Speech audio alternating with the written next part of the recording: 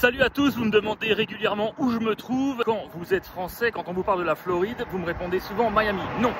Alors je suis au bord d'une route passante que je me suis mis sur un pont pour vous donner un point de vue d'ensemble. Voilà, je me trouve moi dans le golfe du Mexique ou le golfe de l'Amérique comme vous voulez, sur le secteur qu'on appelle communément Tampa Bay. Mais quand on entend Tampa, faut pas retenir que Tampa Bay dans Tampa. Tampa est une ville qui est plutôt à l'intérieur des terres et qui n'a rien d'exceptionnel. Par contre, lorsque vous êtes en périphérie, vous avez vraiment quelque chose d'extraordinaire. Vous avez un bord de mer. Ici, ce que vous devez comprendre, c'est que c'est la Côte d'Azur en fait. Donc là, derrière moi, vous avez Clearwater Beach qui est régulièrement élue première plage des États-Unis. Elle l'a été plusieurs fois par les clients du monde entier, sur TripAdvisor, par USA Today. Et quand elle n'est pas élue première plage des États-Unis, vous avez d'autres plages un petit peu plus bas sur le même secteur qu'ils le sont, comme St. Pete Beach qui est tout au sud, ou même éventuellement de l'autre côté du pont Siesta Key qui appartient à Sarasota et qui est au final le même secteur, celui de Tampa Bay, mais le grand Tampa Bay. Clearwater Beach est très réputé, c'est, je vous le redis, la première plage des États-Unis. Elle est régulièrement placée devant même les plages de Hawaï. Il faut savoir qu'ici, historiquement, vous avez de très grandes stars qui ont leur maison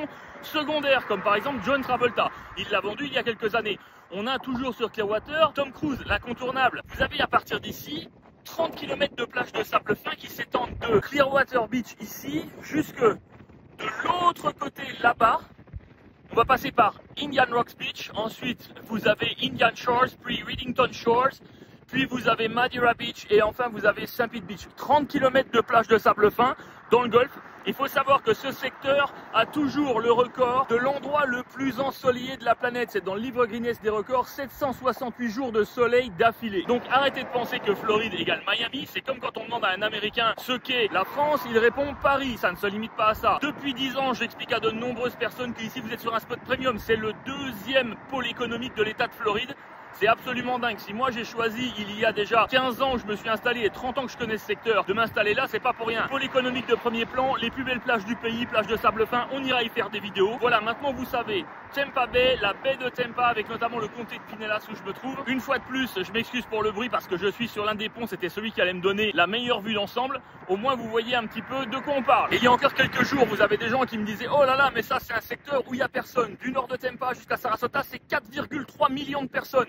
Cette même personne me répondait initialement qu'en fait ici en gros les gens sont pauvres. Eh bien écoutez, laissez-moi vous dire que pour des pauvres, toutes les maisons qui sont là sont à millions de dollars. Certaines peuvent atteindre au moins 15 millions, mais la plupart sont entre 3 et 5 millions. Donc pauvre, je suis pas sûr. Traduction pour un business que vous lancez ici, vous avez une clientèle premium. Mais en même temps, on n'est pas obligé d'avoir ce budget parce que si vous traversez les ponts, vous enfoncez légèrement dans les terres, disons, allez, de 10 ou 15 minutes maximum, vous pouvez trouver des biens à 400 000 $. Conclusion. Cette zone apporte absolument tout. Elle est une zone de premier plan aux États-Unis. Ce secteur 2022-2023 est le premier marché immobilier des États-Unis. C'est vous dire un petit peu.